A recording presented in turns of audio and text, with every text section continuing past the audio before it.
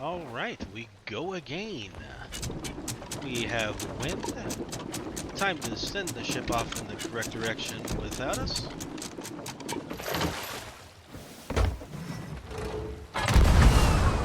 Oh, got a little bounce, that's alright. So the run actually begins as soon as we vote on the tall tale. But we send our ship off first, just ahead of time, so it's going in the right direction by the time that we are ready. And 3, 2, 1, go! So our mermaid spawned on the opposite side of the island, that's alright. We can force it to spawn on the correct side just by getting far enough away. Say hello to our mermaid.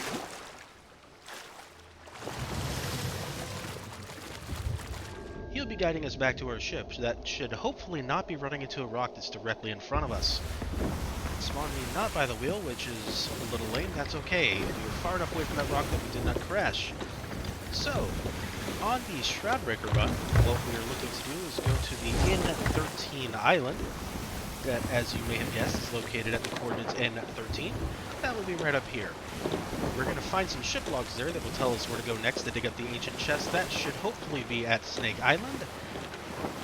And after we find that ancient chest, hopefully that will direct us to Moose Hollow. That is the optimal way things should go. However, sometimes Cutlass Cay can be an alright alternative if we are not given Snake Island. We'll figure all that out when we get there. First things first, let's get to N13 and I will describe a little bit more what needs to be done. We can actually see those islands in front of us. I need to make sure that we have wind.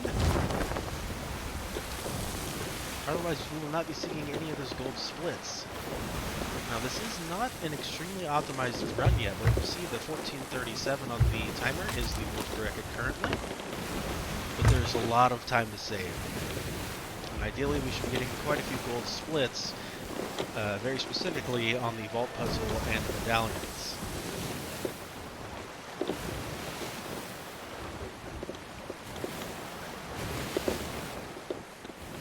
So what we are going to do as we approach N13, we are going to make a left-hand turn and point our ship in the direction of that fog you see over there, towards the left of it actually, because Snake Island is in that direction, which is optimal. It looks like our sails will have to be more or less straight ahead in order to catch wind going in that direction, so that's what we're going to do now. Because we are about at the island where we should be firing out here.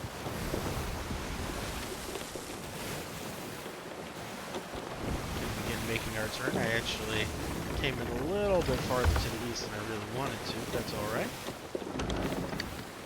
We have a long distance to travel, so we can let our ship go while we fire out and find those ship logs.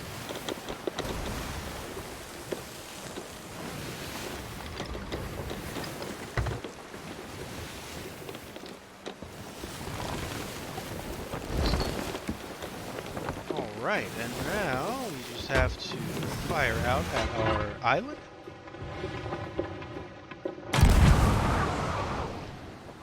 The ship logs are located in a shipwreck to the west of the island. Normally I would get a little bit closer to try and find those, but we are a little bit slow right now. I feel like this split is going to be probably in the range of 20 to 25 seconds behind. That's alright, there's plenty of time to make up a little bit later.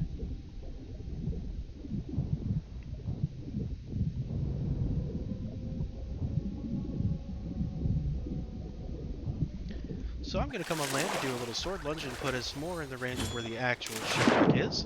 Should be just over here. We're going to be coming in through the ceiling. We got a pretty good...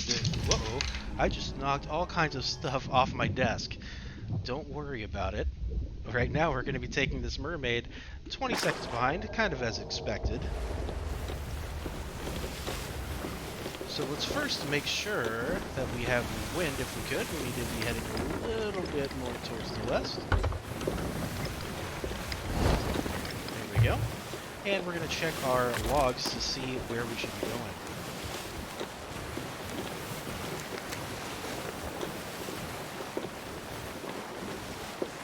The chain of islands, turning southeast of the chain of islands, which is Snake Island, southeast. It's actually going to be Paradise Spring, I believe, which is interesting. North of Small Island.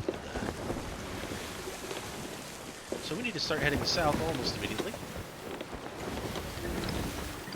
I have not been to a Paradise Spring run just yet. There might be explosives in here which could potentially end our run.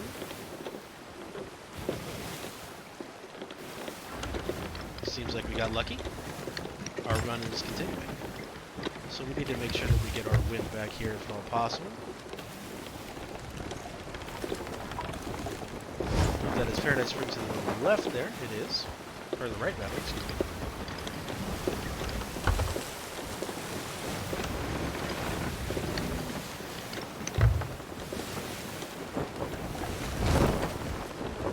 Alright, so we are on our way to Paradise Spring. I'm just going to look and verify my book.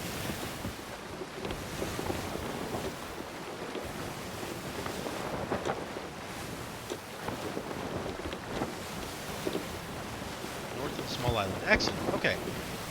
So Paradise Spring may actually give us enough time to get where we want to go. A gold split here would be excellent. We're losing time by not having wind. So what we're going to do on this island, and as opposed to N13, we're not going to fire out of the cannon. What we're going to do is called an anchor turn. That is where you turn your wheel all the way to the left or the right and drop the anchor. That will enable us to turn much faster than we normally could inside the game. And we're going to point ourselves in a straight line to make sure that we are getting to Crook's Hollow, which is the optimal destination. We need to get the correct statue. We're going to go ahead and start our anchor turn now.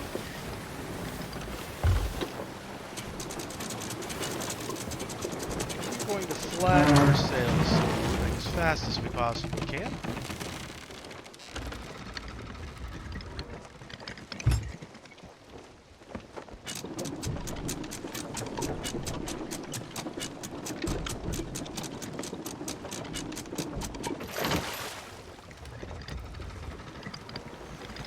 Turn the ship a little bit and make sure I'm headed in the right direction. Okay, now we can jump off. There's our chest now. We're going to get it in no time. So this should be ahead of the world record time, assuming that we have the correct idol. If we get the Scarab Totem, that means that we are in business and on track for our world record. It is the Scarab Totem. Excellent. We are in time. That is a gold split. A minute ahead of the record right now. Still time to gain as well in the Vault Puzzle and Medallions. So, Rare has enabled us this little skip. Normally we would need to bring that that idol with us here. But Rare has added in the wonderful idol skip where we got a crab totem. Oh no. That's okay, because we can drop that, cancel the tall tale, propose it again. Scarab Totem, we've got the one we're looking for now. If you don't get the correct one, you can always cancel and get the correct one. It is randomized each time. So this is going to take us straight to the cave in front of us, which is where we need to place a Scarab Totem to open the vault. The vault contains a little puzzle with a fun little trap room that will drown you if you're not fast enough to finish the puzzle. Thankfully, we already know the solution.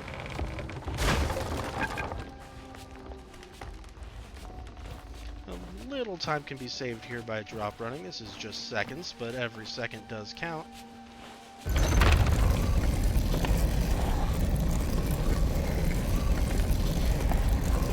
A little slow in that jump, not optimal.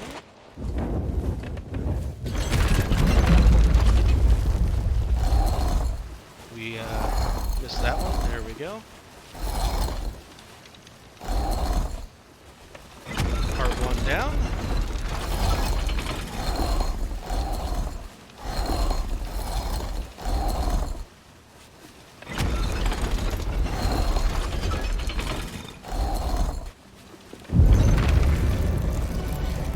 Alright, another gold split. Now we are on to the medallions. These are in a static position as well, so we know exactly where they're going to be. The first one right here.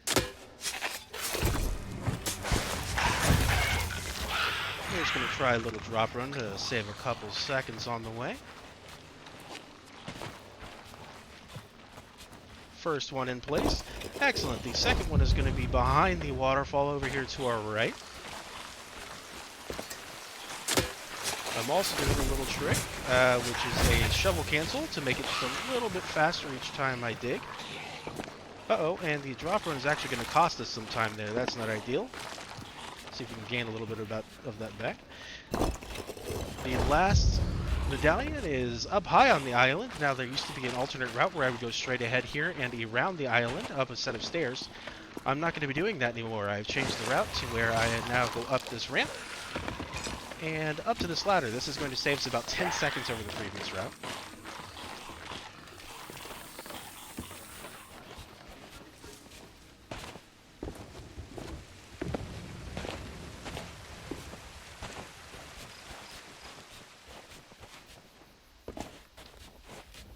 And we're just going to dig right in front of this giant head. Easter Island head waiting for us. There's a little drop run that can be done here. Nothing too extravagant because we're going to be on a cliff edge in just a moment. And we're going to follow this around. Can actually drop down to here and then fall all the rest of the way down without breaking our legs, which will enable us to keep moving quickly.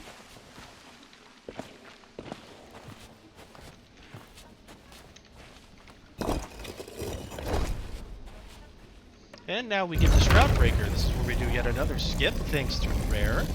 Thank you, Rare, for adding in all the skips for us. Grab the Shroudbreaker. We're actually going to leave the game altogether.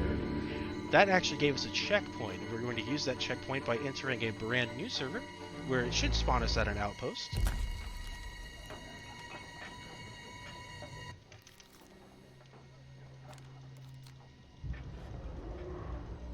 And once we arrive at that outpost, we'll be able to put down our checkpoint, grab the Shroudbreaker, and turn it in to end the run. So we still have another 3 minutes before world record time hits, so that should be plenty of time to actually hit this world record. This is also not fully optimized, but much better than previously. If we get that ship log a little bit faster, I would feel a little bit better about things going forward. I feel like the routing is all right when we get to Crook's Hollow. Alright, we're here. Unfortunately, we got a very, very bad island. This is one of the worst ones you can get when turning in Shroudbreaker. Things are very far away when it comes to Daggertooth. That's alright, we're still going to be able to achieve the world record. But time can definitely be saved.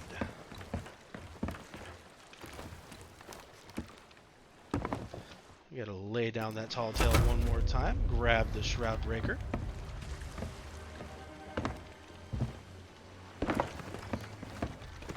Try not to fail our drop run on the way, if possible.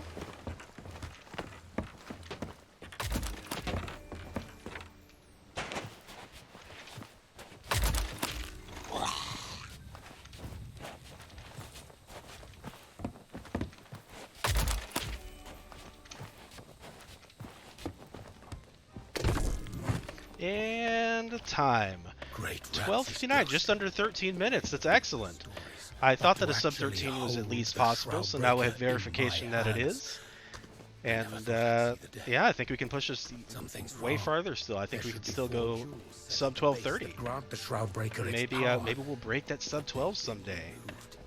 Without them, you will very special thanks to the previous let me think. world record holder in this category, Coleslaw, who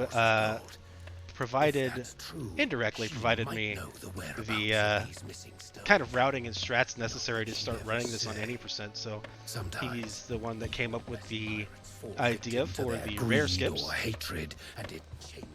which are vital to this run, absolutely necessary. And hopefully this will in some way help him get that record back. Let's see if we can push this time even lower. Thank you guys so much for watching. People call them, and I'm sure I'll be back soon. And most pirates flee at their approach. Not even the Order of Souls dares